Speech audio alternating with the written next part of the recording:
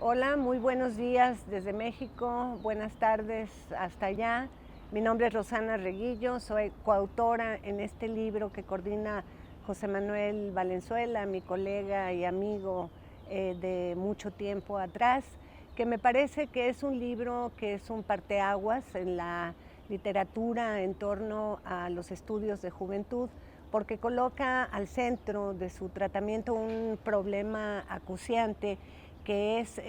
la epidemia, no se le puede llamar de otro modo, de las muertes juveniles tanto en México como en Latinoamérica y en otras latitudes.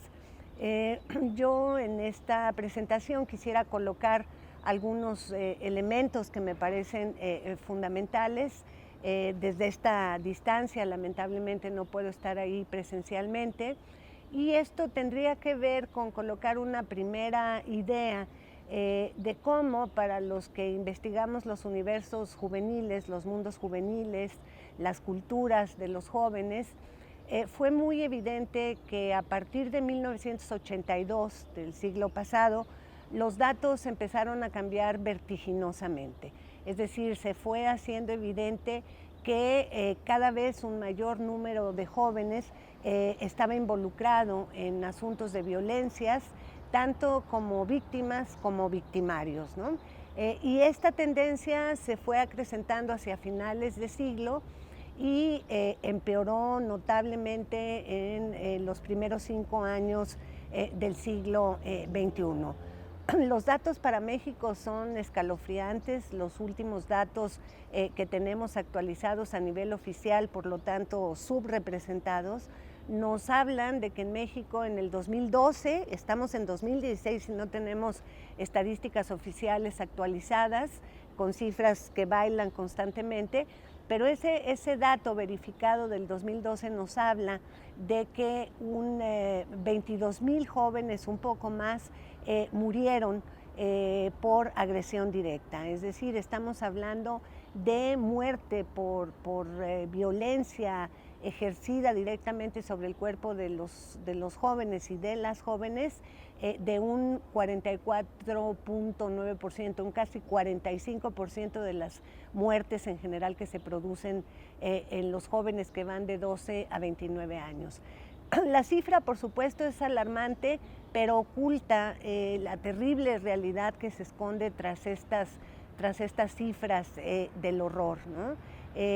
Tenemos, por ejemplo, en el caso mexicano, que me parece importante de cara a los acontecimientos lamentables, terribles de Ayotzinapa, donde 43 jóvenes siguen desaparecidos y 6 de ellos fueron masacrados brutalmente, uno de ellos desollado vivo, ¿no? El caso de Julio César Mondragón. Y sobre todo quisiera hacer un énfasis muy especial en torno al reciente secuestro por parte de la policía estatal en Tierra Blanca, en Veracruz, donde 5 jovencitos fueron levantados por este comando policíaco, desaparecidos, y posteriormente la fiscalía habla con los padres y les dice que en un rancho, ¿no?, encuentran una fosa con múltiples cadáveres y huesos calcinados, y dicen que 2 de estos 5 jovencitos estaban sus restos en este basurero, en este campo de muerte. Entonces yo quisiera dolerme profundamente con esta situación, indignarme, por supuesto, como investigadora, como ciudadana, como madre, pero señalar que en esto no hay ninguna cuestión aleatoria, ¿no? Se trata de un asunto sistemático que nos ha llevado a algunos colegas y a mí, a José Manuel Valenzuela en concreto, y a mí, que somos los que más directamente hemos venido trabajando el tema, a introducir la noción de juvenicidio. Si uno analiza los datos para el Estado de México, que es el número más alto con asesinatos, con muertes violentas por parte de jóvenes, si se analizan los datos de Veracruz, este estado mal gobernado por este mafioso priista, el gobernador Duarte, si se analizan los datos de Chihuahua, donde se encuentra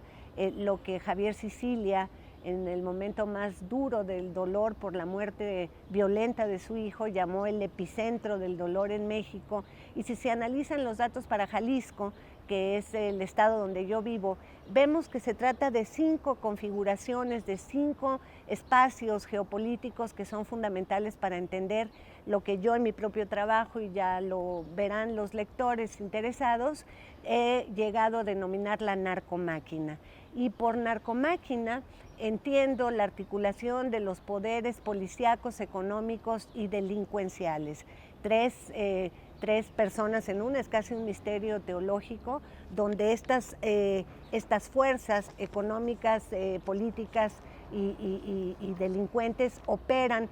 controlando vastos territorios de la nación, vastos territorios del Estado mexicano. Aquí lo que es muy importante no perder de vista es la pregunta de qué mueren los jóvenes en México, ¿no? Y la respuesta es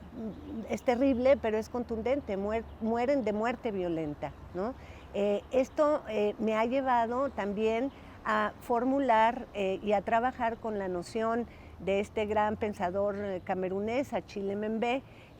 sobre la necropolítica o el necropoder. Estamos hoy frente al crecimiento del poder de hacer morir, del poder de decidir quién puede vivir, y que, por ejemplo, en el caso de Guerrero, ¿no?, donde se dan los casos de Ayotzinapa, es un territorio no solamente controlado por el crimen organizado, como suele simplistamente pensarse, sino ahí tenemos mafias y corrupción de fuerzas políticas involucradas en la